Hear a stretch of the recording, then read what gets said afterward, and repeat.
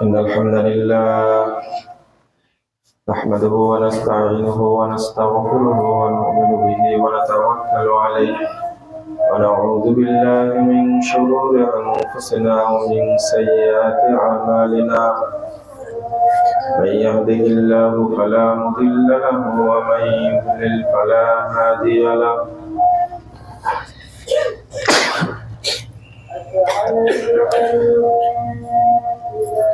أشهد أن لا إله إلا الله وحده لا شريك له وأشهد أن محمدا عبده ورسوله أما بعد فإن خير الحديث كتاب الله وخير الهدي هدي محمد صلى الله عليه وسلم وشر الأمور محدثاتها وكل محدثة بدعة وكل بدعة ضلالة وكل ضلالة في النار أعوذ بالله من الشيطان الرجيم اتخذوا أحبارهم ورهبانهم أربابا من دون الله وقال تعالى ولقد بعثنا في كل أمة رسولا أن اعبدوا الله واجتنبوا الطاغوت وقال صلى الله عليه وسلم كل أمتي يدخلون الجنة إلا من أبى قيل من أبى قال من أطاعني دخل الجنة ومن عصاني فقد أبى رواه البخاري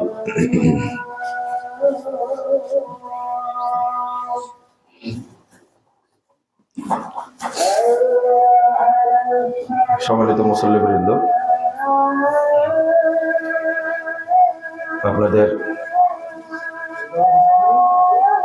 সাথে অনেকদিন পরে সাক্ষাৎ হলো। আপনাদের রাগ ক্ষোভ আছে, এর মধ্যেই আমাদের চলতে হয়। মনে ইচ্ছা থাকলেও আসা যায় না। জায়গাটার নাম যেন কি? বাগবাড়ি, বাগবাড়ি, বাঁশবাড়ি, বাইপাইলের পাশেই বাঁশবাড়ি। এই মসজিদটার নাম হলো বাইতুল মামুর। বাইতুল মামুর মসজিদটার নামটা রাখতে নিষেধ করেছিলাম, এই ভাইয়ের এরপরে এটাকে পছন্দ করে রাখছে। জবাব তারাই দিবে, আমাদের বলার কথা বললাম। এর আগে খুতবা যখন দিয়েছি আমি মুসল্লিদের উদ্দেশ্যে এবং যারা আমাদের কথা শুনতে পাচ্ছে তাদের উদ্দেশ্যে বলছি, মসজিদটা প্রথম খুতবা দিয়ে যাই তো মোটামুটি বালির মধ্যে খুতবাটা ছিল। চাটাইয়ের উপরে খুতবা দিয়ে গেছিলাম, উপরে ছিল সামিয়ানা। এরপরে দেখলাম যে কিছু মাটি ভরাট করেছে, আর এবার এসে দেখছি বেশ উন্নতি হয়েছে। ছাদটা দেওয়া হয়েছে আলহামদুলিল্লাহ, প্রথম তলার ছাদ হয়েছে। কয়তলা দিয়েছেন? 5 তলা। তো এরপরেও ভাইরা বলছেন যে 7-8 লাখ টাকা ঋণ থেকে গেছে, কিন্তু মসজিদের বসার মতো পরিবেশ এখনো হয়নি। যে চাটাইয়ের উপরে বসে আছেন, অর্থাৎ মাদুরের উপরে, সেটার উপরে বালি উঠছে। আল্লাহর কাছে দোয়া করি আল্লাহর ঘর আল্লাহ যেন একটু পূর্ণ করে দেন। আগামীতে যখন আসবো তখন যেন 3 তলা পর্যন্ত অন্তত হয়ে যায়। দেরি করে আসতে হবে, তাড়াতাড়ি যেন হয়ে যায়। আল্লাহ যেন কবুল করেন, আমিন। আর আপনারা যারা মুসল্লি, বাইপাইলের এই এলাকাটা, সাভারের এলাকাটা হলো অর্থনৈতিক জোন। এখানকার মসজিদ তৈরি করার জন্য যদি ভিক্ষা করা লাগে তাহলে মুখে রুমাল দেওয়া ছাড়া কোনো উপায় নেই। উচিত হবে মসজিদ আল্লাহর ঘর, এই কবরকে প্রস্তুত করার জন্য মসজিদটা কমপ্লিট করা আপনাদের উচিত। সবার বাড়ি খুব সুন্দর সুন্দর, কিন্তু মসজিদটার অবস্থা খুব, এই বাড়ি যতই সুন্দর করে করেন, সবচেয়ে দামি জায়গা পৃথিবীতে বলে মানুষ খুব বেশি খরচ করে তৈরি করা হলো হোয়াইট হাউস, কিন্তু আল্লাহর কাছে কোনো দাম নাই। কিন্তু মসজিদটা যদি কুড়ে ঘরও হয়, খেড়ের চালারও যদি হয়, সেইটার মূল্য আল্লাহর কাছে অনেক অনেক গুণ বেশি মর্যাদাপূর্ণ, বেশি গুরুত্বপূর্ণ। কারণ এটা হলো আল্লাহর ঘর। কার ঘর? আল্লাহর ঘর। এটা আপনারা কিছু করে যাবেন, যার মাধ্যমে আল্লাহকে বলতে পারবেন আল্লাহ আমি এটা করেছি, এর ওসিলায় তুমি আমাকে জান্নাত দিবে। যে জিজ্ঞেস করে কেউ করেছেন কিনা এমন, আপনারা কেউ উত্তর দিতে পারবেন না। গত রাত্রিতে একটা আলোচনা করছিলাম যে এই টঙ্গীতে 190 নম্বর হাদিস ইবনু মাজার মধ্যে এসেছে, রাসূল সাল্লাল্লাহু আলাইহি ওয়াসাল্লাম একদিন জাবের রাদিয়াল্লাহু আনহুকে বলছেন, মালি আরাকা মুনকাসিরান, জাবের তোমার মনটা তো খারাপ দেখছি কেন? তখন জাবের রাদিয়াল্লাহু আনহু উত্তর দিচ্ছেন, উস্তুশহিদা আবি ওয়া তারাকা আয়ালান ওয়া দাইনান, আমার আব্বা শহীদ হয়েছেন উহুদের যুদ্ধে, আর অনেক বাচ্চা, ছোট ছোট বাচ্চা রেখে গেছেন বোন, আর ঋণ রেখে গেছেন। বোনদেরকে মানুষ করতে আর ঋণের বোঝা টানতে আমার অবস্থা ত্রাহি ত্রাহি একবার। তখন এই অবস্থায় বলছেন, আফালো বাশিরুকা, তোমাকে একটা সুসংবাদ দেব। বলছে, আপনি সুসংবাদ কি দিবেন? মানে ওনার পেটের অবস্থা ভালো না, জাবের রাজিনের অবস্থা ভালো না। তখন রাসূল সাল্লাল্লাহু আলাইহি ওয়াসাল্লাম বলছেন, শোনো জাবের, লাকি আল্লাহু আবাকা, আল্লাহ তোমার বাপের সাথে সাক্ষাৎ করেছে। ভাষাটা বুঝেন, লাকি আল্লাহু আবাকা, আল্লাহ তোমার বাপের সাথে সাক্ষাৎ করেছেন। তোমার বাপ আল্লাহর সাথে সাক্ষাৎ করেছেন এটা না, কিন্তু ভাষাটা আবার বোঝেন, আল্লাহ তোমার বাপের সাথে সাক্ষাৎ করেছেন।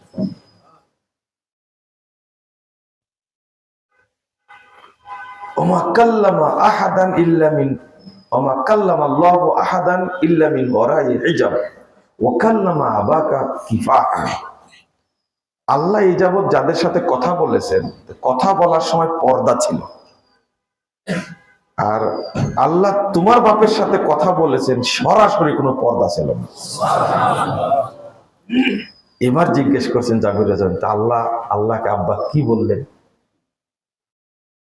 বুঝতে পারেন? এবার একটু কি ওই যে কষ্ট, দুঃখ, এই কথা শুনে জাবের রাজারের মনটা একটু কি হয়েছে, উজ্জীবিত হয়েছে, তাজা হয়েছে, মরা মন তাজা হয়েছে। তো তাহলে আল্লাহর সাথে আব্বার কি কথাবার্তা হলো? তো বলছেন যে তোমার আব্বাকে আল্লাহ বললেন যে তামান্না আলাই আব্দি, আমার বান্দা তুমি আমার কাছে আরো কিছু চাও, আমি দেব। শহীদ হয়ে গেছেন কিন্তু। এরপরে আল্লাহ বলছেন যে তুমি কিছু চাও, আরো দেব। জান্নাতে এত কিছু পেয়েছে। হাদিসে আসছে একজন শহীদকে শুধু হুরি দেওয়া হবে 70 জন। কয়জন? 70 জন। এই হাদিস অনুবাদ করতে গিয়ে আমি বলি যে বাংলাদেশের মহিলারা একজন সহ্য করতে পারে না, জান্নাতে 70 জন সহ্য করবে কি করে? বুঝেননি কথা? আর কেন দেয় জানেন? কেন দিবে? অন্য কিছু দিলে হতো না? হুরি কেন দিবে? একজন পুরুষের যে হক মহিলারা আদায় করতে পারে না, পুরুষের যে পেড়া, এটা আল্লাহ জান্নাতে পরিশোধ করে দিবে। বুঝছেন? কেউ কেউ বলছেন যে 70 একটা গুণ না, তার চেয়ে বেশি দিবে। এইরকম একটা জান্নাতে ঢোকার পরে জাবের রাদিয়াল্লাহু আনহুর বাপ বলছেন, তুহিনি উক্তুল সানিয়াতান, আল্লাহ আপনি আমাকে আবার জীবিত করেন, আমি আবার শহীদ হব, আবার আপনার কাছে আসবো। আল্লাহ বলছেন না, এটা তো আর হবে না, এইটা কি হয়ে গেছে, তুমি অতিক্রম করে ফেলেছো, এইটা হবে না। তখন জাবের রাদিয়াল্লাহু আনহুর বাপ কত বুদ্ধিমান দেখেন, তো বলছেন তাহলে আখবেন মান ওয়ারাই, ঠিক আছে যদি যেতে না পারে তা আমার এই অবস্থাটা আমার পরিবার পরিজনকে বংশের সবাইকে আপনি জানাই দেন। জানতে পারলাম তোমরা, তাই না? কে জানাই দিয়েছেন? আল্লাহ জানাই দিয়েছেন। দেখেন আল্লাহর সাথে কত কথোপকথন। তো আল্লাহ আয়াত নাযিল করলেন,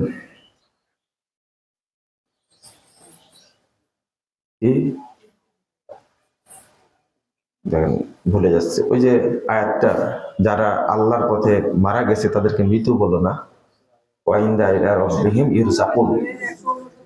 জি জি। তো আল্লাহ বলছেন যে আল্লাহর কাছে তাদেরকে রুজি দেওয়া হয়, তারা জীবিত। একটু পরে মনে হবে এমনিতেই, ওয়ালা তাকুলু লিমান ইয়াকতালু ফি সাবিলিল্লাহি আমওয়াত বাল আহইয়াউন ওয়ালাকিন লা তাশউরুন। আল্লাহ বলছেন, কত সুন্দর করে বলছেন দেখেন। তো আমার প্রশ্ন এই জায়গাতে, আরো সাহাবী তো শহীদ হয়েছে, তাই না? তাদের এই বর্ণনা আসেনি কেন? আপনি মনে করছেন ঘটনা আমি বলে শেষ করে দেব না, আমার প্রশ্ন, আরো সাহাবী শহীদ হয়েছেন, তো তাদের এরকম ঘটনা আসেনি কেন? আপনারা কি বলতে পারেন কি জন্য? আরো শত শত সাহাবী শহীদ হয়েছে না, আমি তাদের কথা বলছি, তাদের ব্যাপারে আসেনি কেন? তা আব্দুল্লাহ রাদিয়াল্লাহু আনহু এমন কাজ কি করলেন যার কারণে আল্লাহ তার সাথে সাক্ষাৎ করলেন, তার অবস্থাটা তার পরিবারকে আল্লাহ জানাই দিলেন, তার আগ্রহটা কি এটা জানাই দিলেন। ওই যে হাদিসের একটা শব্দ, যা ছিল নিজের সবই দিয়ে গেছেন, আরো লাগবে তো মানুষের কাছ থেকে ঋণ করে আল্লাহ রাস্তায় দান করেছেন, নিজের জন্য কিছুই করেননি। এই ঋণের কথা আবু বকর রাদিয়াল্লাহু আনহুর পরে ওমর রাদিয়াল্লাহু আনহু পর্যন্ত বর্ণনা আসছে। আল্লাহ রাসূল পরিশোধ করে দিতে চেয়েছিলেন, তারপর রাসূল মারা গেলেন, এরপরে খলিফা হলেন কে? আবু বকর রাদিয়াল্লাহু আনহু। আবু বকর জানতে পারলেন যে জাবেরের ঋণ আছে, বুঝতে পারেননি, ডাকলেন কতটুকু ঋণ আছে, তিনি পরিশোধ করলেন, এরপরে ঋণ আছে। যখন খলিফা ওমর রাদিয়াল্লাহু আনহু, তখন ঋণ পরিশোধ হয়েছে। এই ঋণগুলো একটাও নিজের জন্য করেননি, সবকিছুর জন্য করেছিলেন। একদিন জাবের রাদিয়াল্লাহু আনহু আল্লাহ রাসূলকে বলছেন, এত সুন্দর সম্পর্ক ছিল, আপনারা তো বক্তব্য শুনেন, এত সুন্দর সম্পর্ক, আল্লাহ রাসূল যারা পাবে তারা যা শুরু করেছে, মনটা খুব খারাপ, ওরা চাচ্ছে ঋণগুলো পরিশোধ করে। তো বলছেন যে তোমার বাগানে খেজুর আছে না, এই খেজুর দিয়ে মানুষ ঋণ পরিশোধ হবে না। তো দুইটা বর্ণনা আসছে, একটা হলো যে ঠিক আছে তুমি খেজুর গুলো পারো, আমি আসতেছি। তো এক জায়গায় করলেন খেজুর করে, রাসূল সাল্লাল্লাহু আলাইহি ওয়াসাল্লাম বাগানে গিয়ে খেজুর দেখে বললেন যে ঠিক আছে, যাদের যা পাওনা এটা তুমি দিতে থাকো। পাওনা যা ছিল সব দিয়ে ফেললেন, কিন্তু খেজুর অতটুকুই থেকে গেল। আরেকটা হাদিস আসছে, শুধু বাগানের একদিক দিয়ে ঢুকে আর একদিক দিয়ে আল্লাহ রাসূল বেরিয়ে গেছে, এটাতেই যে খেজুর ছিল, সব খেজুর এত বরকত হলো, ঋণগুলো তাৎক্ষণিক পরিশোধ করে দিলেন যারা চাচ্ছিল তাদের কাছে। আপনি কি বুঝতে পারলেন? আরো ঘটনা আছে, ওই যে একটা বকরির বাচ্চা জবাই করে দিলেন, অল্প একটু আটা, এত বরকত দিলেন আল্লাহ, 1200 সাহাবী খেয়ে একবারে শেষ করতে পারেননি, এতটুকু। জাবের রাদিয়াল্লাহু আনহু এবং তার বাপ আব্দুল্লাহ, তাদের মধ্যে একটা কি আল্লাহ প্রীতি ছিল, দিন প্রীতি ছিল। যে কোনো সাহাবীর বড় সফলতা আপনি দেখবেন, তার পিছনে একটা জিনিস আছে, অর্থনৈতিক অবদানটা তার মধ্যে আছে। যে কোনো সাহাবী। মসজিদের জন্য কথাগুলো বললাম, আর যেন বলা না লাগে। কিছু একটা করে যেতে হবে, যার মাধ্যমে আপনি আগেই সুসংবাদ পাবেন যে আল্লাহ আমাকে জান্নাত দান করবেন, আপনি তৃপ্তি পাবেন। তওবা কবুল হলো কিনা এই চারটা শর্ত আছে। তওবার শর্ত না কিন্তু, তওবা হওয়ার জন্য কয়টা শর্ত? চারটা। কবুল হলো কিনা তার জন্য একটা শর্ত আছে, চারটা। বুঝেন না মনে, তাই না? তওবার জন্য শর্ত কয়টা? চারটা। আর তওবাটা কবুল হলো কিনা এটা বুঝার জন্য শর্ত আছে কয়টা? চারটা। এখন বলবেন তওবাই তো হয় না, যে পাপ থেকে তওবা করে আবার ওই পাপ করে, তাহলে তওবা হলো না তো, তাই না? কবুল হওয়ার শর্তগুলো খুঁজতে যাবো কেন? তওবাই হয়নি, একটা লোক মিথ্যা কথা বলছে, তওবা করলো, আর মিথ্যা কথা বলবো না, পরে আবার মিথ্যা কথা বলবো, যে তওবা হয়েছে কি? তওবা কাকে বলে? ওই পাপটা আর করবো না, করলে তওবা হলো? হলো। ঠিক এক মুরব্বী কথাই বলছেন আমাকে, তওবাই তো হয়নি, তওবা কবুল হলো কিনা এই শর্ত খুঁজতে যাবো কেন? এটাই তো আক্ষেপ লাগে। তওবা কবুল হওয়ার জন্য চারটা শর্ত আছে। চারটা, ছোট ছোট করে বলি। একটা হলো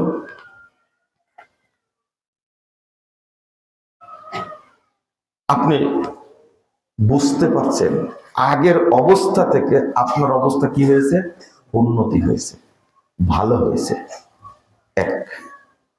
2 নম্বর হলো ইবাদতের প্রতি আগ্রহ তৈরি হয়েছে। কি হয়েছে? আগ্রহ তৈরি হয়েছে। এবার আগ্রহ এক জিনিস, তৃপ্তি আলাদা জিনিস। 3 নম্বরটা হলো ইবাদত করে তৃপ্তি পান। এটা হলো আগ্রহ, আর এটা কি? তৃপ্তি। আগ্রহ, একটু টাইম হয়ে গেছে, সালাদটা এখনই পড়িনি, এটা হলো আগ্রহ। আর সালাদ পড়তে গিয়ে সেজদা দেন তো মাথা তুলতে ইচ্ছা করে না, আর একটু দোয়া পড়ি, আর একবার বলি রব্বিক ফিরলি যামবি কুল্লাহু ওয়া দিক্কাহু ওয়া দিল্লাহু, আরেকবার বলি রব্বানা আতিনা ফিদ দুনিয়া হাসানা ওয়া ফিল আখিরাতি হাসানাতাও ওয়া কিনা আযাবান নার। বলছেন, মন চাচ্ছে আরেকবার বলি, আরেকবার বলি। এটা হলো তৃপ্তি, খুব মজা লাগে। তাহলে বুঝবেন তওবা কবুল হয়েছে। ইমাম তো আছে, তওবা কবুল হয়েছে। আর শেষেরটা হলো কঠিন। এই শেষেরটার কথা বলতে যাই আমি কথাটা বললাম যে আপনি নিজেই বুঝতে পারবেন যে আল্লাহ আমাকে কবুল করেছেন। সেটা কিভাবে? হাত্তা তাসমা কওলাল মালাইকা আল্লা তাখাফু ওয়া লা তাহজানু ওয়া আবশিরু বিল জান্নাহ। একবার শেষটা হলো কানে কানে আপনি ফেরেশতাদের কথা শুনবেন, ফেরেশতারা বলতে থাকবে তুমি চিন্তা করো না, ভয় করো না, বরং জান্নাতের সুসংবাদ গ্রহণ করো। তখন ফাইনাল হয়ে গেল। এই আগের 3টা কিন্তু ফাইনাল না, এই শেষটা হলো কি ফাইনাল। কানে যখন শুনতে পাচ্ছেন তাহলে বুঝবেন যে তাহলে জান্নাত থেকে ফেরেশতা পাঠাইছে আমার জন্য। কিন্তু এই কথাটা বলা যায় না, তখনই নিয়ে চলে যায়, বলতে থাকে আল্লাহ তাখাফু ওয়া লা তাহজানু ওয়া আবশিরু বিল জান্নাহ। ফেরেশতারা হাজার হাজার ফেরেশতা জান্নাত থেকে নেমে এসে তাকে ঘিরে ধরে সাহস দেয়, ভয় করো না, চিন্তা করো না, বরং জান্নাতের সুসংবাদ গ্রহণ করো। আমরা আজকে তোমার সাথে আছি, কিয়ামতের মাঠেও তোমার সাথে থাকবো।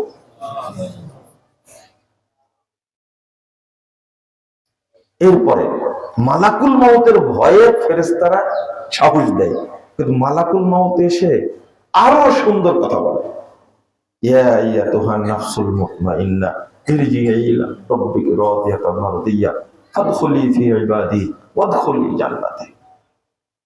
এমন সুসংবাদ দেয়, হে প্রশান্ত আত্মা, তুমি বেরিয়ে যাও তোমার রবের দিকে। প্রফুল্ল চিত্তে, সন্তুষ্ট চিত্তে, ফাদখুলি ফি ইবাদি ওয়াদখুলি জান্নাতি, তুমি আমার নেক বান্দাদের অন্তর্ভুক্ত হয়ে যাও এবং তুমি আমার জান্নাতে প্রবেশ করো। এত সুন্দর সুসংবাদ আল্লাহ রাব্বুল আলামিন দিয়ে পাঠান জিবরিল, মালাকুল মউতকে। এই সুসংবাদটা আপনি শুনতে পান মৃত্যুর ঠিক আগ মুহূর্তে, কিন্তু এটাকে পরিবারকে, বাচ্চা কাচ্চাকে বলে যাওয়া যায় না, নিজে বোঝা যায় এটা ফাইনাল। তাহলে আল্লাহ আমাকে কবুল করেছেন, আল্লাহ আমার তওবা কবুল করেছেন, আল্লাহ আমার ইবাদত কবুল করেছেন, আমার চাওয়াগুলো আল্লাহ কবুল করেছেন। এই অপেক্ষা মুমিনকে করতে হয়। এই জন্য বললাম এমন কিছু করে যেতে হবে যেটা মৃত্যুর আগেই আপনি কনফার্ম হতে পারেন যে আল্লাহ আমাকে কবুল করেছেন। আল্লাহ যেন আমাদের সকলকে কবুল করে নেন, আমিন ইয়া রাব্বাল আলামিন। কষ্ট হয়, মসজিদ তো, মসজিদের কাজ না হলে এর চেয়ে বড় কষ্ট আর কিছু না। আপনাদের এটা আপনার অর্থাৎ আপনার জীবনের অধ্যায় থাকবে, যেখানেই থাকেন না কেন চিন্তা করবেন আগে মসজিদ শেষ করি, তারপর নিজের ঘর করি। আল্লাহ যেন কবুল করেন, আমিন। কি যেন আয়াত পড়ছিলাম ওইটাই ভুলে গেছি, তাই না? আমি যে বিষয়টি আজকে কথা বলবো সংক্ষেপে বলি, আপনারা একটু মনোযোগ দিবেন। সেটা হলো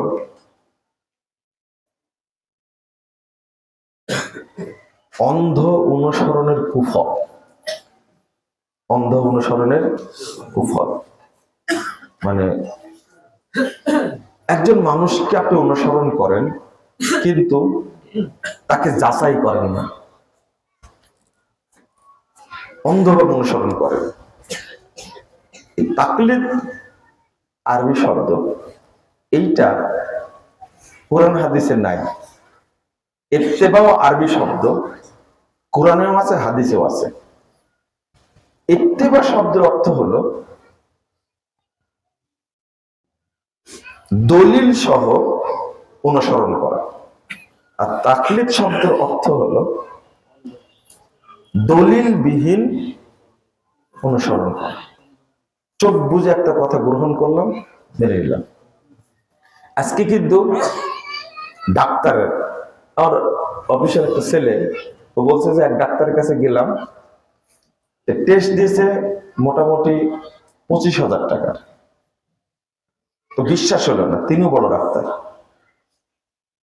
জেনেই গেছে বড় ডাক্তার। এরপরে আরেক ডাক্তারের কাছে গেছে, তো উনি টেস্ট দিয়েছে মোটামুটি 23,000 টাকা। তাহলে বোঝা গেল কি কাছাকাছি আছে।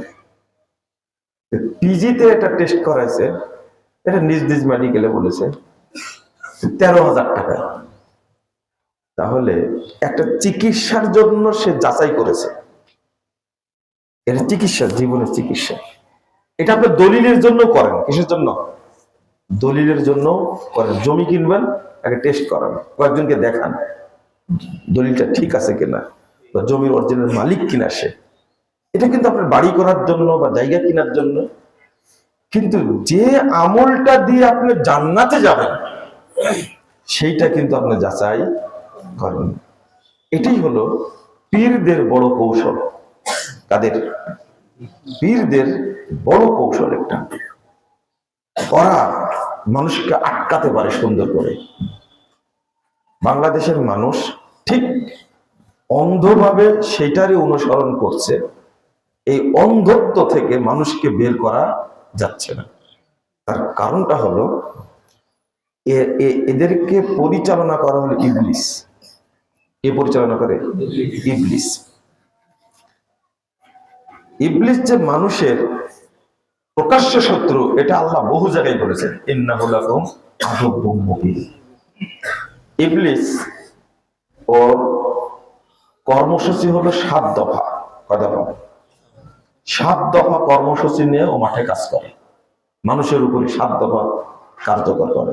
তার মধ্যে প্রথম দফা হলো ও মানুষকে কাফের বানায় বা মুশরিক বানায় বা বেদিন বানায়। প্রথম কথা 16 নম্বর আয়াত সূরা হাশরের মধ্যে আছে না, ইসকালা শয়তান লিল ইনসানি কুফর ফালাম্মা কাফারা ক্বালা ইন্নী বারিউ মিনকা ইন্নী আখাফুল্লাহ রাব্বুল আলামিন। এতই বদের বদ। ও মানুষকে বলে কুফরি কর, কুফরি কাজ করায়। যখন ফালাম্মা কাফারা, যখন কুফরি করে ফেলে, ক্বালা ইন্নী বারিউ মিনকা, সি সি সি, তুই এত খারাপ, আমি তোর মধ্যে নাই। ইন্নী আখাফুল্লাহ, আমি আল্লাহকে ভয় করি রব্বুল আলামিন, আমি জগৎ সবার পরিবার আল্লাহকে ভয় করি। কত দুষ্ট দেখছেন। তখন মানুষ আক্ষেপ করে, আহারে খারাপ কাজটা করে ফেললাম, মানে শয়তান এখন নাই তার সাথে, ওকে যেহেতু কাফের বানাই দিছে, আর শয়তান তখন আক্ষেপ করে এত খারাপ কাজ করে ফেললাম আমি। তো শয়তান মানুষকে আগে কাফের বানাতে চেষ্টা করে, যখন পারে না তখন শয়তান নতুন নতুন বিদআত আমল আবিষ্কার করে তার সামনে দেয়। দ্বিতীয় কর্মসূচি মানুষকে দিয়ে কি করায়? বিদআত করায়। এরপরে কাবিরা গুনাহ পরে। তাহলে দ্বিতীয় কর্মসূচি হলো মানুষকে বিদআতি বানায়। কি বানায়? বিদআতি বানায়। আল্লাহ বলছেন সূরা আনাম 112 নম্বর আয়াতে, ওয়াকাযালিকা জাআলনা লিকুল্লি নাবিয়্যিন আদুওয়া শায়াতিনাল ইনসি ওয়াল জিন। আপনার আমার শত্রু মানুষের মধ্যে থেকেও আছে, জিনের মধ্যে থেকেও আছে। মনে পড়ছে আপনাদের কথা না ঘুমাচ্ছেন? আপনার আমার শত্রু, মুমিনের শত্রু জিনের মধ্যে থেকে শয়তানরা, আর মানুষের মধ্যে থেকে কি? শয়তানরা। মিনাল জিন্নাতি ওয়ান নাস, মানুষের মধ্যে কিছু শয়তান আছে। এদের পরিচয় কি জানেন নাকি আপনারা? এরা কারা? জিনের মধ্যে শয়তান আছে এটা তো জানি আমরা। কোনদিন কি বের করেছেন আপনারা যে মানুষের মধ্যে শয়তান কারা? এটা একটা পাঠ দিয়ে দিলাম আপনাদেরকে, আজ থেকে আপনারা যাচাই করবেন। জিন তো দেখতে পান না, দেখতে পান কি? আল্লাহ কিন্তু আগে শায়াতিনুল ইনস বলেছেন, জিনটা পরে বলেছেন। জিনটা কি বলেছেন? পরে বলেছেন। মানুষের শয়তানের কথা আগে বলেছেন। তা আপনি আগেরটা চিন্তা করেন যে মানুষের মধ্যে শয়তান কারা, এটির বিবেচনা করে দেখি। বুঝাতে পারলাম না মনে হয়, তাই না? আপনি মানুষের মধ্যে শয়তান দেখেছেন কোনোদিন? হ্যাঁ, দেখছেন কোনোদিন? দেখছেন মানুষ শয়তান? এরা কি অন্য জাতির? কেউ দেখেননি নাকি? দেখছেন? আবার বললেন যে আমি নিজে শয়তান, এটা বললেন না। আমি বলছি যে শয়তান দেখছেন কিনা, এরা কারা, এটা যে আল্লাহ বলছেন, মানে আপনাদের এটা বুঝাতে পারলে আমি সফল। এখন পীর অনেকটা উত্তর দিয়ে ফেলেছেন আপনি। তো আমি এটা তো দলিল দিয়ে বুঝাতে পারবো আপনাকে, তাই না? শয়তান কারা? আপনি জিন শয়তান নিয়ে ব্যস্ত হয়ে পড়েছেন। আগে দরকার যে মানুষ শয়তানকে, এটা দেখার দরকার। জিন শয়তান থেকে পানা চালাম, আউযু বিল্লাহি মিনাশ শাইতানির রাজিম, বেঁচে গেলাম আলহামদুলিল্লাহ। কিন্তু মানুষ শয়তান থেকে পানা চালাবে কি করে? আউযু বিল্লাহি সামিল আলিম মিন হামজিহি ওয়া নাফখিহি ওয়া নাফসিহি, বেঁচে গেলেন। কিন্তু মানুষ শয়তান থেকে কি বলে পানা চাইবে? বলেন তো, আল্লাহ কেন বলেননি? মানুষ শয়তান থেকে পানা চাইতে বলেননি কেন? জিন শয়তান থেকে চাইছি, তাই না? এই জিন শয়তান যে মানুষের শিরায় উপশিরায় চলে, রক্তের মধ্যে দাম। আল্লাহ রাসূল সাল্লাল্লাহু আলাইহি ওয়াসাল্লাম বলছেন, শয়তান মানুষের শিরা উপশিরায় একবার রক্তের নালিতে নালিতে দৌড়ায় চলতে থাকে। তো আজকে একটা দায়িত্ব দিলাম আপনাদেরকে, মানুষ শয়তান খুঁজে বের করতেই হবে এটা। কারণ আল্লাহ বলছেন তোমার শত্রু দুই শ্রেণীর মধ্যে থেকে, এক শ্রেণীর মানুষের মধ্যে শয়তান, আর এক শ্রেণীর কি? জিনদের মধ্যে শয়তান। আপনারা বলতে পারলেন না তো মানুষের মধ্যে শয়তান কোনদিন চিন্তা করেছেন কিনা আপনি? কারা? কতবার পড়ছেন কুল আউযু বিরাব্বিন নাস, মালিকিন নাস, তারপরে কি ইলাইহিন নাস মিন শাররিল ওয়াসওয়াসিল খান্নাস, তারপরে কি আল্লাযী ইউওয়াসবিসু ফি সুদুরিন নাস, তারপরে কি মিনাল জিন্নাতি ওয়ান নাস। আপনার অন্তরে যে কুমন্ত্রণা দেয় সেটা হলো মিনাল জিন্নাতি ওয়ান নাস। ধোঁকা জিনও দেয়, মানুষও দেয়। তো মানুষ কারা? এই শয়তান কারা? আল্লাহ বলছেন কি ইউহি বাদুহুম ইলা বাদ যুখরুফাল কওলি গুরুরা, এরা উভয়ে কথা আদান প্রদান করে। জিন শয়তান মানুষ শয়তানের সাথে কথা আদান প্রদান করে, একে অপরের ওহী করে। সে ওহীটা কি? যুখরুফাল কওলি গুরুরা, অর্থাৎ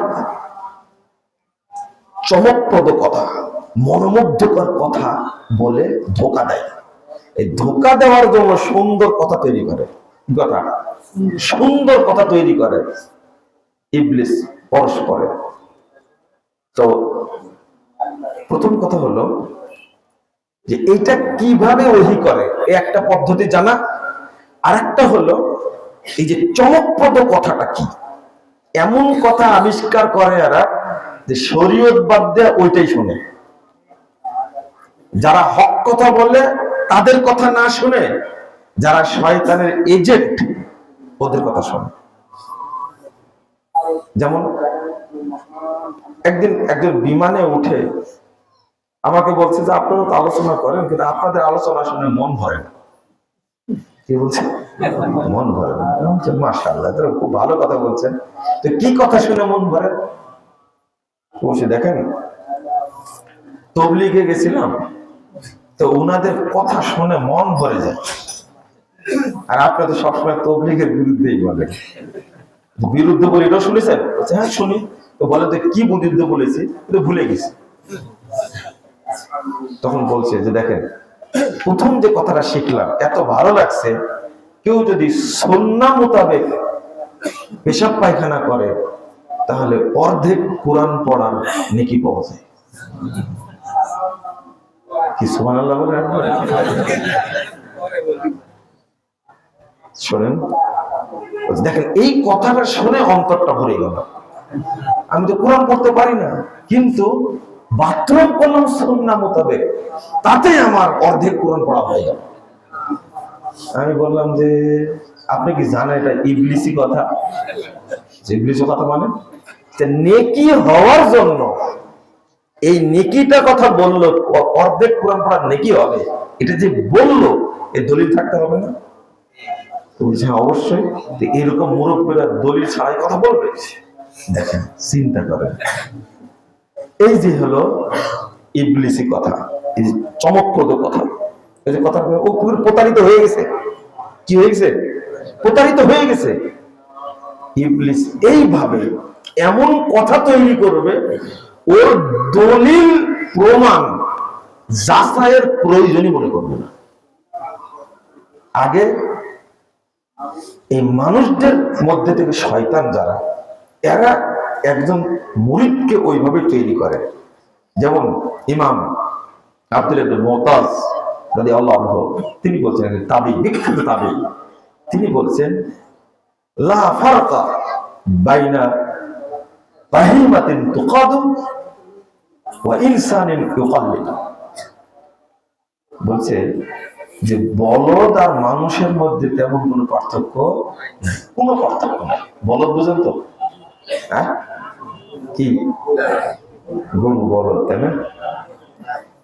গরুকে তো নর্মালি বলেন, কিন্তু আপনি কাকে বলদ বলেন? হ্যাঁ, এই মুরিদ মানে হলো বলদ না? ঠিক না? এটা তো আমি দলিল দিয়ে বললাম, আপনার ঠিক বলার দরকার না, এটা দলিল। একজন বলছে যে এরভাবে মানুষকে বলদ বলেন কেন আপনি? আমি বলদ বলবো কেন? আহলে হাদিসরা এমন কথা বলে না যেটা দলিল নেই। আপনি যে কথা বলেন দলিল নেই। হুজুর বলছে সিক্স প্যাক নাকি বলতেছে, এর কোনো দলিল আছে? ওটা খাতে পাচ্ছেন আপনার খুব ভালো করে। আমি যখন দলিল দেখে বলছি, কালকে একজন মেসেজ দিয়েছে আমাকে কাউ বয় নাকি বলছে নাকি, হ্যাঁ তো এইগুলো কিন্তু খুব মজাদার, খাচ্ছেন আপনারা খুব ভালো, কিন্তু আমি দলিল সহ বললে এটা খেতে পারেন না। দলিল সহ বলে খাওয়াটা খুব কঠিন। তো এই যে কথাটা ইবলিস তৈরি করেছে, এমন কথা তৈরি করলো যেটা দলিল খোঁজার প্রয়োজন মনে করেনি। আমি বললাম যে আর কি শুনলেন? তো বলছে যে আর শুনলাম মানে যে ব্যক্তি এক ওয়াক্ত নামাজ জামাতের সাথে পড়বে তার কোটি কোটি নেকি হবে। আমি বললাম যে কোটি কোটি না, আমার মুখস্থ আছে বলি। বলেন যে ব্যক্তি এক ওয়াক্ত সালাত জামাতের সাথে পড়বে তার নেকি হবে 3,35,54,432 গুণ। তখন লোকটা বলছে সুবহানাল্লাহ, দেখেন কত নেকি। আমি বললাম যে হ্যাঁ এটাই শুনেছেন আপনি তাই না? হ্যাঁ। তো মানুষ আগ্রহ করে নামাজ পড়তে যাবে, আপনারা এই ধরনের কথা বলবেন, দেখছেন ও প্রতারিত হয়েছে। একবারও চিন্তা করেন কি আমি একটু যাচাই করে দিলাম, 3,35,54,432 গুণ নেকি যে দেওয়া হবে, এই লোকটা যাচাই করার সুযোগ পায়নি, কিন্তু কত খুশি সে, তবলিগে গিয়ে কত খুশি। আমি বললাম যে এটাও ইবলিসের কথা, এটা কি জানেন আপনি? এত দলিল নেই, আপনি খুঁজেন। বলছে যে ফাজাইল আমল পড়ে পড়ে বললো যে আমল, এইটা কি দলিল? এটা কি দলিল? এই যে চমকপ্রদ কথা, যুখরুপাল কওলে গুরুরা, একবারে খুব মনোমুগ্ধকর কথা বলে কি করেন? প্রতারিত করেন, ধোঁকা দেয়। আল্লাহ বলে দিচ্ছেন এই জন্য যারা দলিলবিহীন এই সমস্ত কথা প্রচার করবে, আল্লাহ বলছেন ওয়াইন্না শায়াতিনা লা ইউহুনা ইলা আউলিয়াইহিম লিউজাদিলকুম। শয়তান তাদের যারা এজেন্ট, 121 নম্বর আয়াত সূরা আনআম, যারা মানুষের মধ্যে শয়তানের যারা এজেন্ট, বেতনভুক্ত এজেন্টেরা শয়তানের, তাদের কাছে ওহী করে কেন? লিউজাদিলুকুম, যেন তারা তোমাদের সাথে তর্ক করে, বিতর্ক করে, তর্ক বিতর্ক করে। সেটা কি? এই তর্ক বিতর্ক কি? আল্লাহ পরে ব্যাখ্যাটা বলছেন ওয়াইন আতাতুমুহুম, শোনো তোমরা যদি এই মানুষদের মধ্যে থেকে যারা শয়তানের এজেন্ট, তোমরা যদি এদের আনুগত্য করো, ইন্নাকুম লা মুশরিকুন, তোমরা অবশ্যই মুশরিক হয়ে যাবে। সাবধান। আমি শুধু বলেছিলাম যে এই বেদাতে মোল্লা একটা বক্তব্য কি দিয়েছে এটা যাচাই করার জন্য আপনি ক্লিক করলেন। কি করলেন? ক্লিক করা বুঝেন না? শুনবেন, টাচ করলেন, দেখি কি বলে। শোনার আগে আপনি জেনা করার চেয়ে বড় পাপ করে ফেলেছেন আপনি। বুঝেন না কথা? আজমা আইম্মাতুল মুজতাহিদুন, পৃথিবীর সমস্ত ইমাম মুজতাহিদগণ একমত পোষণ করেছেন। সেটা কি? আজ-জিনা আকবারুল কাবায়ের, জিনা যত পাপ আছে তার মধ্যে অন্যতম শ্রেষ্ঠ একটা পাপ, তাই না? তবে আখাফু আইয়াসালা শাখসু আন দীনিহি মুবতাদিআ, তবে একজন ব্যক্তি কোন ব্যক্তিকে, বেদাতিকে জিজ্ঞেস করে কোন মাসালা দিন সম্পর্কে, এই জিজ্ঞেস করার পাপের চেয়ে জেনাটা হালকা, আখাফ অনেক হালকা। তাহলে বোঝা গেল জেনা করার চেয়ে বড় পাপ কি? বলে তো কি করে? না না না, বেদাতের কাছে মাসালা জিজ্ঞেস করা জেনা করার চেয়ে অনেক বড় পাপ। এবার কি বুঝতে পারলেন? আচ্ছা, জেনা করার চেয়ে অনেক বড় পাপ করলো আর একজন ব্যক্তি মুশরিক হয়ে গেল, কোনটা বেশি? মুশরিক হয়ে গেল। ওই কথাটা নিয়ে আপনারা এত জ্বালাই পালাই করছেন। কি বেদাত করা মানে জিনা করার চেয়ে অনেক বড় পাপ? জি, তার চেয়ে বড় পাপের কথা আল্লাহ উল্লেখ করেছেন, এটা হলো ঈমানদের কথা। আর আল্লাহর কথা কি, ওয়াইন আতাতুমুহুম, তোমরা যদি এদের আনুগত্য করো, ইন্নাকুম লামুশরিকুন, তোমরা অবশ্যই মুশরিক হয়ে যাবে, তোমরা অবশ্যই মুশরিক হয়ে যাবে। আজকে আমরা অন্ধ তাকলিদ করতে গিয়ে এই নোংরা জঘন্য পাপের মধ্যে কি হয়ে গেছে, ডুবে গেছি, আমরা ডুবে গেছি। এই জন্য তো আপনার কাছে আমার কাছে দিনের কোনো মূল্য নেই। এই জন্য ইমাম ইবনু তাইমিয়া রাহিমাহুল্লাহ একটা কথা অনুবাদ করি, আপনারা খুব মনোযোগ দিয়ে শুনবেন। আমি পড়ে পড়ে বলছি, আপনারা একটু শুনে নেন। ইবনু তাইমিয়া রাহিমাহুল্লাহ মাজমুয়া ফতোয়া 22 নম্বর খণ্ডের 248-49 পৃষ্ঠা। আমি একটু পড়ি, একটু পড়লে এটা পড়ে খুতবা শেষ করলে হয়ে যাবে ইনশাআল্লাহ। আর জীবনে বিনা দলিলের কোনো কথা মানতে চাইবেন না আপনি। একজন, এই যে ইবলিস যে কত বড় শত্রুতা করেছে মানুষদের জন্য, সব জায়গাতে বসায় রাখছে।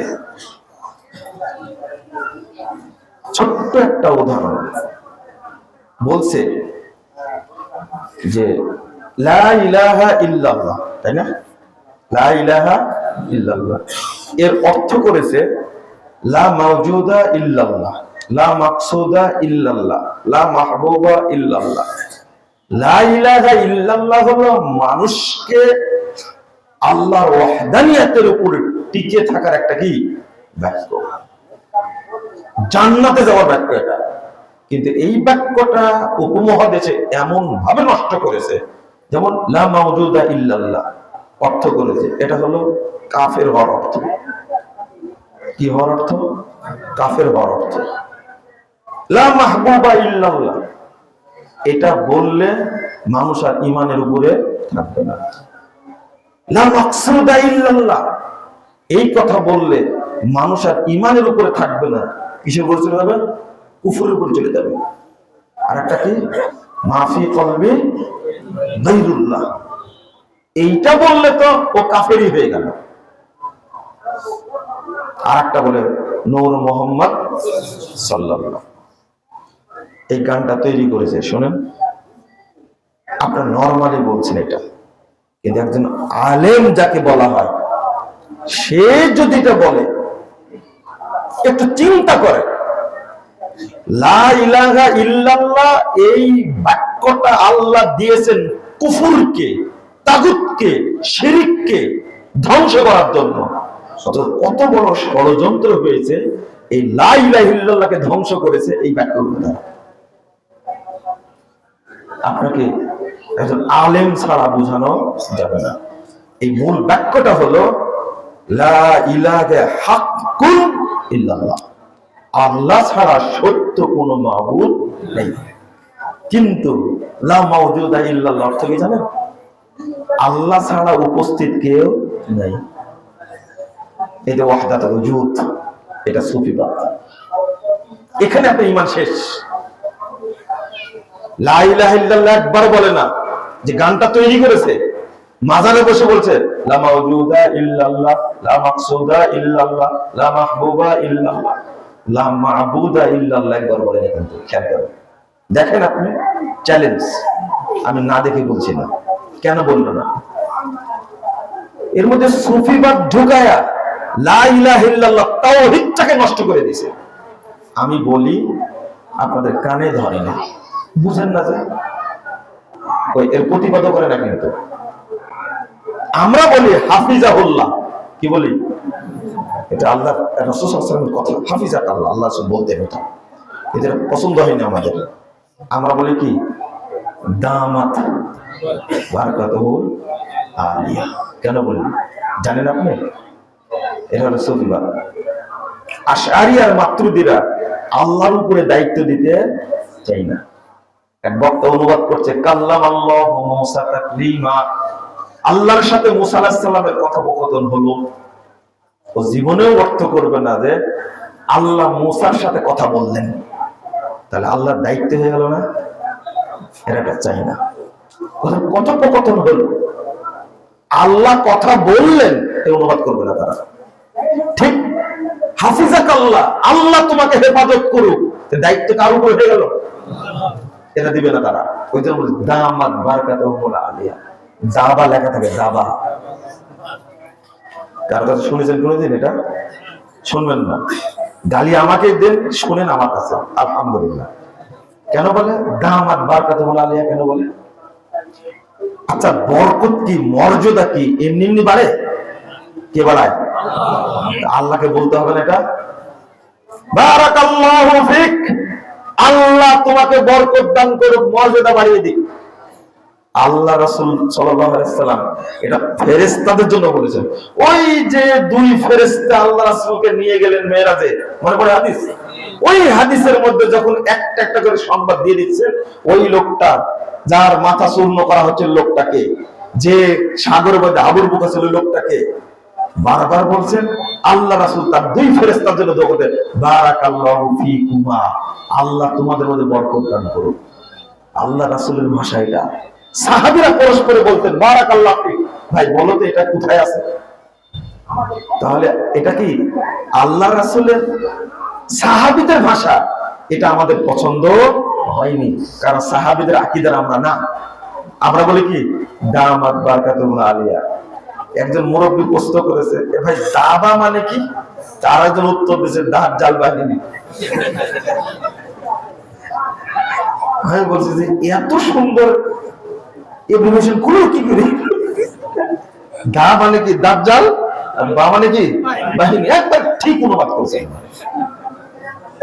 যদি আরবি এটা না। লা ইলাহা ইল্লাল্লাহ।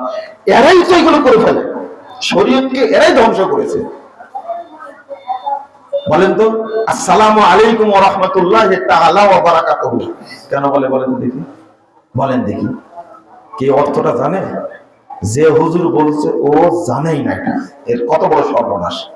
কেন তাআলা ওয়া বারাকাতুহু বললেন? কোন জায়গায় তাআলা বসেও জানেই না, কিন্তু মারি দিছে, একটা চলছে বাজারে, চলছে এটা নাহমাদুহু ওয়া নাস্তাঈনুহু ওয়া নাস্তাহদি। আহলে হাদিসরা থাকতে বেটা তুমি ঠিক করে ঘুমাতে পারবে না, মনে বাড়াবে কেন? তুমি চিঠি লেখার সময় বলছে ওয়াসসালাম, আমি লিখছি ওয়াসসালাম, আরেকজন লিখছে ভাই একটু ভুল হয়ে গেছে, এটা মাস সালাম হবে। বুঝেন কি হবে? চিঠি লেখার সময় কি লেখেন আপনারা? মাস সালাম লেখেন না, ওয়াসসালাম লিখবেন। কি লিখবেন? ওয়াসসালাম। মানে কি? এর মধ্যে সুবিবাদ ঢুকা দিছে। ওয়াসসালাম মানে আল্লাহ আপনার উপরে শান্তি বর্ষণ করুক, আর মাস সালাম মানে কি?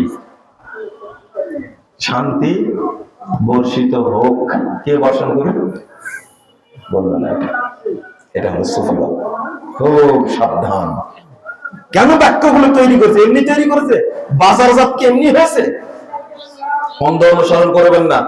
ওয়াসসালাম হলো হাদিসের ভাষা, আর মাস সালাম হলো সুফিদের ভাষা। আমি এটা বলতে পারি না। আরে আল্লাহ শব্দ নিয়ে দ্বন্দ্ব করেছে তারা। আহলে সুন্নাহ ওয়াল জামাত, আহলুল হাদিস, আল্লাহ শব্দ হলো ইসমে মুশতাক, আর সুফিরা বলে আল্লাহ শব্দ হলো ইসমে জামেদ। কেন? আল্লাহ নিয়ে গন্ডগোল হয়েছে কথা। আপনি বুঝতে পারলেন? নবী নিয়ে তো ধরিনি এখন পর্যন্ত, শুধু আল্লাহকে ডুবানোর জন্য কত কিছু করেছে, আর আপনারা কেউ যাচাই করেন না। একজন বলছে যে আকার কি নিরাকার সেই রব্বানা, আহমদ আহাদ হলে তবে যাই জানা, হিমের ওই পর্দাটিরে উঠিয়ে দেখরে মান, দেখবি সেটাই বিরাজ করে আহাদ নিরন্তর। আহাদ কার নাম? আর আহমদ কার নাম? মুহাম্মদ সাল্লাল্লাহু আলাইহি ওয়াসাল্লামের নাম। দুইটা কি এক? কবিতা কে বানাইছে? কে বলেন তো? কবিতাটা কার কবিতা? জানি না আপনারা, তাই না? কাজী নজরুলের কবিতা। কাজী নজরুল বানাইছে এটা। কাজী নজরুলের আকীদাও ছিল কি আল্লাহ মোহাম্মদ কি ও সমস্ত আরশটা খোদা হোকার, খোদার পাড়া মদিনা মে মুস্তাফা হোকার। কত সুন্দর কবিতা। যিনি আসমানে ছিলেন খোদা হয়ে, তিনি মদিনায় এসেছেন মুস্তাফা হয়ে। এটারই মনোভাব। আকার কি নিরাকার সেই রব্বানা, এই চিন্তা করো না। আহমদ আহাদ হলে তবেই যাই জানা। আহমদের মিমটা উঠায় দেন, তাহলে কি হবে? আহাদ হয়ে গেল। তাহলে যিনি আল্লাহ তিনি মুহাম্মদ হয়ে গেল। ও আল্লাহকে ডুবাইছে কি করে আরো আছে, ওটা আমি বলতে চাই না, আপনারা বিরক্ত হয়ে যাবেন। শেষ। এখানে আমি আপনাদের অনুরোধটা করব, দয়া করে আপনারা যাচাই করবেন, যাই করেন না কেন কি করবেন? যাচাই করবেন। এটা যাচাই করাটা সুন্নাহ, এটা মানহাজ। এই মানহাজ মানতে চায় না কেন জানেন? মানহাজ মানার অর্থ কি জানেন? মানুষ জিজ্ঞেস করবে এই ধরনের কথা কি রাসূল বলেছেন, এই ধরনের কি সাহাবীরা বলেছেন, এই ধরনের কথা কি ব্যাখ্যা কি তাবেঈরা করেছেন? এই জন্য মানহাজ মানতে চাই না, নিজের মতো একটা করতে চাই। বলছে যে বায়াত করার সময় বলছে এই হাতের উপরে আল্লাহর হাত আছে, একটু বলেন নাউজুবিল্লাহ বলেন। এতে নাউজুবিল্লাহ বলে শক্তি হারা ফেলেছেন আপনারা। এত বড় একটা কুফরি কথা যে এই হাতের উপরে কি আছে? আল্লাহ হাত আছে, এটা কুফরি কথা, আর আপনারা শুনে চুপ করে বসে আছেন। যখন রাসূল সাল্লাল্লাহু আলাইহি ওয়াসাল্লাম বায়াত করে সাহাবীদের, তখনও কি আল্লাহর হাত ছিল রাসূলের হাতের উপরে? না, আল্লাহর পক্ষ থেকে রাসূল সাল্লাল্লাহু আলাইহি ওয়াসাল্লাম হাত দিয়েছিলেন। কার পক্ষ থেকে? আল্লাহর পক্ষ থেকে। তাই বলছেন ইয়াদুল্লাহি ফাওকা আইদিহিম, এটা করেছেন সাহাবীরা। অর্থ দুর্ভাগ্য আমরা না বুঝার কারণে, এই অন্ধ অনুসরণের কারণে আমরা মুশরিক হয়ে যাচ্ছি, আমরা কাফের হয়ে যাচ্ছি, কিন্তু মানুষ বুঝতে পারে না। সেই একটা কথা, মাইয়াতা আসসাবু লিমালিক আও আবি শাফিঈ আও আহমদ আও আবি হানিফা ওয়ায়রা আন্না কাওলা হাদাল মুআয়য়ান ওয়াস সাওয়াব। এভাবে তাইমা বলছেন, কেউ যদি শুধু আবু হানিফা, শুধু ইমাম শাফি, শুধু ইমাম মালিক, শুধু ইমাম আহমদ তার কথাকে গ্রহণ করে, একজনের কথা মানবে, আর মনে করে আন্না কাওলা হাদাল মুআয়য়ান আস-সাওয়াব, এই কথাটাই সঠিক, আর বাকিগুলো কি ভুল। এটা যদি কেউ মনে করে, বলেন তো কার সব বক্তব্য গ্রহণযোগ্য? মুহাম্মদ সাল্লাল্লাহু আলাইহি ওয়াসাল্লাম। আর কোন ব্যক্তির? মুহাম্মদ সাল্লাল্লাহু আলাইহি ওয়াসাল্লাম যা বলেছেন সবই কি গ্রহণযোগ্য, আর কারণ না। ইমাম ইবনে তাইমিয়া বলছেন, যদি কেউ এই ধারণা করে, ফামান ফাআলা হাদা কানা জাহিলান যাল্লান বাল ক্বাদ ইয়াকুনু কাফিরা। বলছেন যদি এই ধারণা কেউ করে, সে জাহেল, সে পথভ্রষ্ট, বরং সে কোন কোন ক্ষেত্রে কাফের। কথা আমার শুধু তাই না, কেউ যদি বলে ইয়াকুলু কাইলুন ইন্নাহু ইয়াজিবু আলাল আম্মা তাকলিদু ফুলান না ফুলান ফাহাদা লা ইয়াকুলু মুসলিম। যদি কেউ ধারণা করে যে সবার উচিত মুজাফফরের কথাটা গ্রহণ করা, সবার উচিত মুজাফফরের কথাটা কি বন্ধবল বিশ্বাস করা, বলছে ওই লোকটা মুসলিম না। এই কথা কেউ বলতে পারবেন না। বলবেন আপনারা অমুক অমুক অমুক অমুক, তারা সত্য কথা বলে, তার কথা আপনারা শুনবেন, কিন্তু একজনের কথা বলতে পারবেন না, কারণ একজন লোক হকের উপরে থাকতে পারে না, কখনো না। এই কাজটা আমরা করছি না। যে যত পীর আছে সব পীর বলে মুরিদদেরকে আমার কথাই শুনবা, আমার বই পড়বা, আমার সমাবেশে আসবা, কারো সমাবেশে যেও না। তাহলে কত আগে কি হয়ে গেছে? কি মুশরিক হয়ে গেছে। আল্লাহ বললেন মুশরিক, ইবনে তাইমিয়া বললেন কি কাফের। এটা করা যাবে না। এই আকীদাটাই আমার মধ্যে আছে, আপনার মধ্যে আছে, এটা কারোর মধ্যে থাকা যাবে না। যারা হকপন্থী আলেম তাদের সবার বক্তব্য শুনবেন, কথা বোঝা গেছে? যাদের মানহাজ ভালো, আমি এত কড়া করে বলি তাও শুনেন না। যারা মানহাজ বুঝে না, তাওহীদ বুঝে না, তারা যদি আহলে হাদিসও হয় নাম করা, তাদের বক্তব্য শোনা যাবে না। শুনতে গেলে বিপদে পড়বো। কথাটা আজকে আপনার কাছে ভারী লাগছে, কিন্তু 5 বছর পরে যখন বুঝবেন তখন আপনি মনে হবে যে মুজাফফর 5 বছর আগেই বলেছেন কথাটা। ধাপে ধাপে প্রমাণিত হবে এটা। কারণ মানহাজ না বুঝলে একটা আয়াতের অনুবাদ করতে পারবেন না, আপনি একটা আয়াতের অনুবাদ করতে পারবেন না। মানহাজ না বুঝলে একটা একটা হাদিস আপনি বলতে পারবেন না, মানহাজ না বুঝলে একটা আয়াতের শব্দের অনুবাদ করতে পারবেন না আপনি, তাওহীদ না বুঝলে কোরআনের প্রত্যেকটি শব্দে তাওহীদ আছে। বুঝেন মানে কথাটা? কোরআনের প্রত্যেকটি শব্দ কি আছে? তাওহীদ আছে প্রতিটি বাক্যে। ইমাম ইবনুল কাইয়্যিম রাহিমাহুল্লাহ বলছেন কোরআন পুরোটাই হলো তাওহীদ দিয়ে কি পরিপূর্ণ, প্রতিটি শব্দে।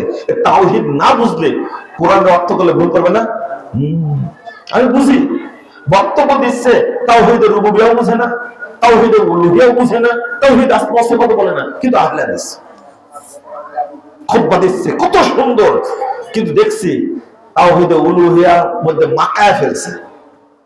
উলুহিয়াটা কি আর রুবুবিয়্যাটা কি পার্থক্য না করতে পারলে ওই বক্তব্য শোনা যাবে না। আপনারা এটা বুঝবেন আর একটু পাকা হওয়ার পরে। এই বক্তব্য কম দেই তো, পাকা হওয়ার পরে বুঝতে পারবেন। এই বর্তমান প্রেক্ষাপটে আমাদের দেশটাতে এই ব্যবসাটা অন্ধ ব্যক্তি পূজার ব্যবসা বেশি চলে। এদের পরিণামটা অত্যন্ত ভয়াবহ। আগে যেহেতু মসজিদ সংক্রান্ত কথা বলতে গিয়ে আমি অনেক কথা বলে ফেলেছি, সময় শেষ হয়ে গেছে। আমি আল্লাহর কাছে দোয়া করি আল্লাহ রাব্বুল আলামিন যেন আমাদেরকে এই অন্ধ তাকলিদ থেকে বের করে নিয়ে আসেন। আল্লাহ যেন আমাদেরকে সালাতের অনুসরণ করার তৌফিক দান করেন। আল্লাহ যেন আমাদেরকে জান্নাতুল ফেরদাউসের সদস্য হিসেবে কবুল করে নেন। আমিন। পরিশেষে দোয়া করি আল্লাহ তুমি এই মসজিদকে, বাঁশবাড়ি বাইপাইল আহলে হাদিস মসজিদকে তুমি কবুল করে দাও। আমিন।